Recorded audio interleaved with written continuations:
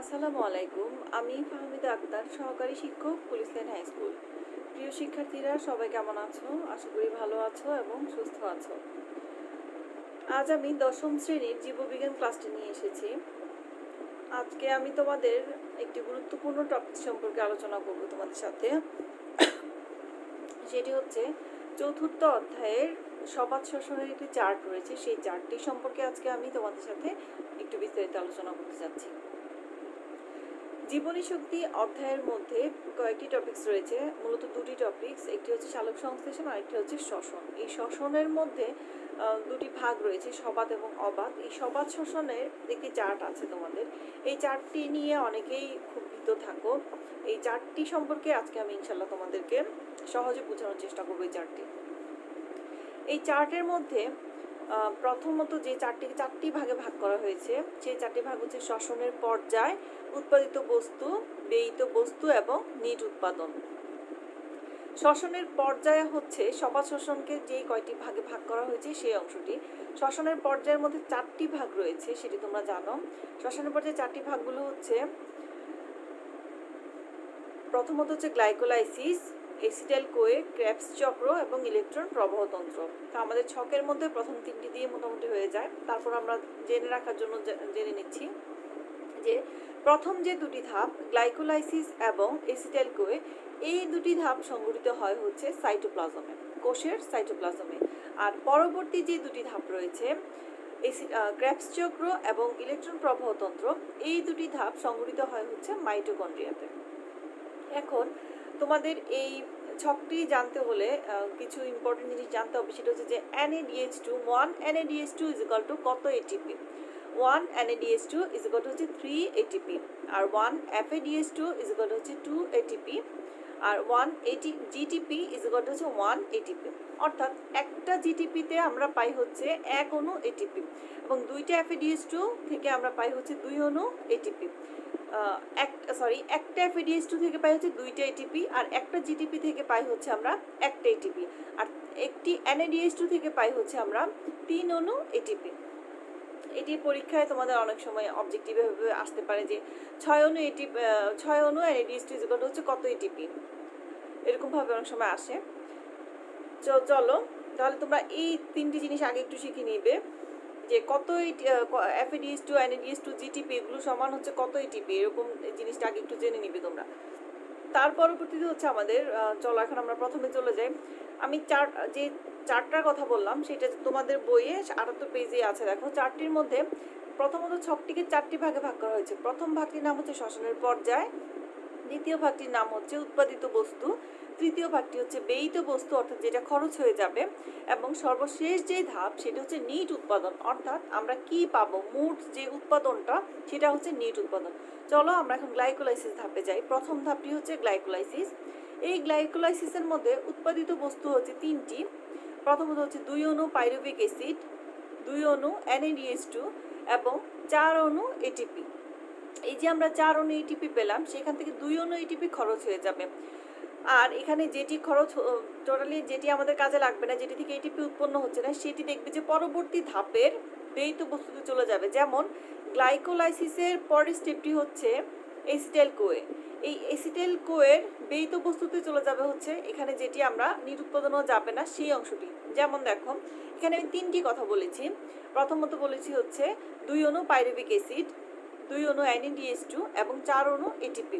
এই 4 অণু এটিপি থেকে 2টি এটিপি খরচ হয়ে যায়, আর 2টি এটিপি যাবে নিট উৎপাদনে। আর ছিল কি 2 অণু NADH2। 2 অণু NADH2 থেকে সরাসরি এটা নিট উৎপাদনে যাবে। যেমন 1 অণু NADH2 থেকে আমরা জানি যে আমরা পাই হচ্ছে 3টি এটিপি, তাহলে 2 অণু NADH2 থেকে আমরা পাবো হচ্ছে 6টি এটিপি।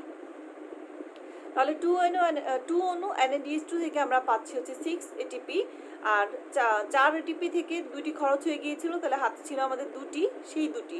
তাহলে টোটাল আমরা গ্লাইকোলাইসিস ধাপ থেকে পেলাম হচ্ছে মোট 6 অণু এটিপি। 6 না 8টি, 2টি থেকে তো আমরা 6টি পেয়েছি, 2 অণু NADH2 থেকে 6টি এটিপি, আর 2টি শুধু 2টি যে ছিল এটিপি সেইটি থেকেও 2টি এটিপি, তাহলে মোট হচ্ছে আমাদের 8টি এটিপি। এটি হচ্ছে গ্লাইকোলাইসিস ধাপের মোট উৎপাদন। নিট উৎপাদনের মধ্যে আমরা মোট 8টি এটিপি পাবো। আর এখানে যে 2 অণু পাইরুভিক অ্যাসিড ছিল সেটি চলে যাবে পরবর্তী ধাপের ব্যয়িত বস্তুতে।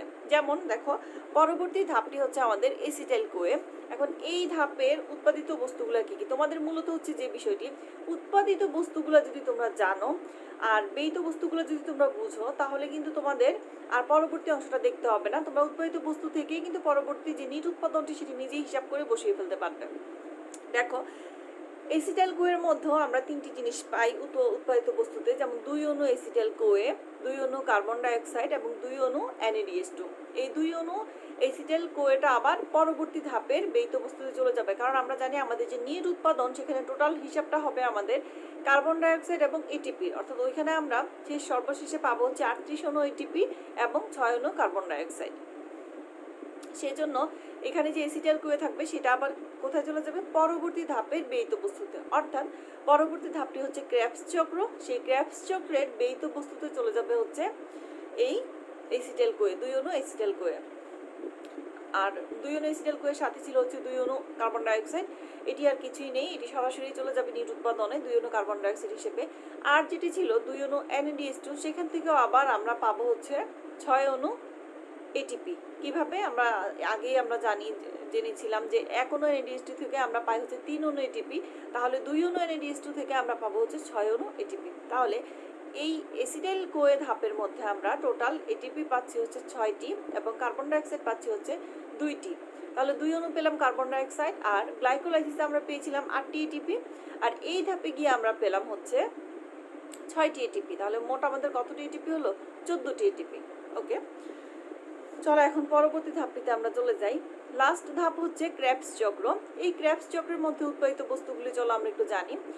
এইখানে উৎপাদিত বস্তুগুলো হচ্ছে প্রথমত আমি বলেছি 4 অণু কার্বন ডাইঅক্সাইড, 6 অণু NaDH2, 2 অণু FADH2, 2 অণু GTP।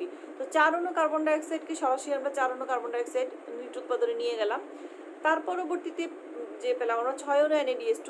আমরা জানি যে 6 অণু NaDH2 থেকে আমরা পাবো কয়টি এটিপি, একটি থেকে যদি 3টি হয় তাহলে 6টি থেকে 3 6 18, তাহলে 18টি এটিপি আমরা পেলাম এখান থেকে। তারপর ছিল হচ্ছে 2 অণু FADH2।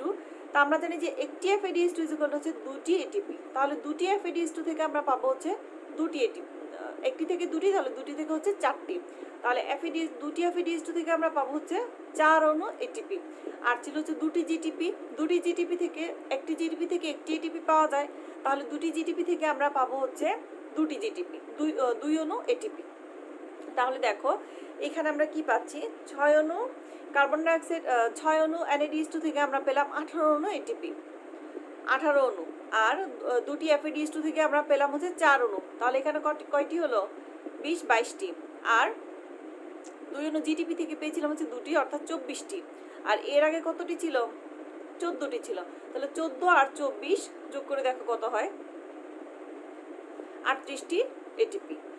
আর দ্বিতীয় ধাপের মধ্যে এসিটাইল কোয়ে আমরা পেয়েছিলাম 2 অণু কার্বন ডাইঅক্সাইড, এবং তৃতীয় ধাপ যেটি ক্রেবস চক্র সেখানে পেয়েছিলাম 4 অণু কার্বন ডাইঅক্সাইড, তাহলে 4 অণু এবং 2 অণু মোট হয়ে গেল 6 অণু। তাহলে এই হচ্ছে আমাদের 6 অণু কার্বন ডাইঅক্সাইড এবং 38 অণু এটিপি। তোমরা একটু ভালোভাবে চার্টটি একটু বাসায় লিখবে এবং করবে। তোমরা যদি ছকাকারের যে চার্টটি সেটি ভালো করে বুঝে যাও তাহলে চক্রাকার ধাপটি তোমরা খুব সহজেই বুঝতে পারবে। এই জন্য তোমাদেরকে এটা একটু প্র্যাকটিস করতে হবে বাসায়। আমি যেভাবে বললাম তোমরা যদি এভাবে করো আশা করি তোমরা উপকৃত হবে। আগে জেনে নিবে যে 1 অণু NaDH2 সমান কত এটিপি, 1 অণু FADH2 সমান কত এটিপি, 1 অণু GTP সমান কত এটিপি, এটা আগে একটু ভালো করে পড়বে। তারপরে চার্টটা একটু জানবে যে চার্টের ভাগ কয়টি, 4টি ভাগ। প্রথম হচ্ছে শ্বসনের পর্যায়, উৎপাদিত বস্তু, ব্যয়িত বস্তু এবং নিট উৎপাদন। তারপর শ্বসনের যে পর্যায়, 4টি পর্যায়, সেই পর্যায়ের নামগুলো জেনে নিবে। সেখানে 4টি পর্যায়ের মধ্যে সর্বশেষ যে পর্যায়টি ইলেকট্রন প্রবাহতন্ত্র, এই ছকের মধ্যে আমাদের ওইটির প্রয়োজন হয় না। এটি ছাড়াই আমাদের মোটামুটি 38 অণু এটিপি এবং 6 অণু কার্বন ডাইঅক্সাইডটা মিলে যায়। তো ঠিক আছে প্রিয় শিক্ষার্থী বন্ধুরা, আশা করি ভালো থাকবে, সুস্থ থাকবে, এবং পরবর্তী ক্লাসে ইনশাল্লাহ আমরা প্রভাব নিয়ে হাজির হব। তো সে পর্যন্ত সবাই সুস্থ থাকো, আল্লাহ হাফেজ।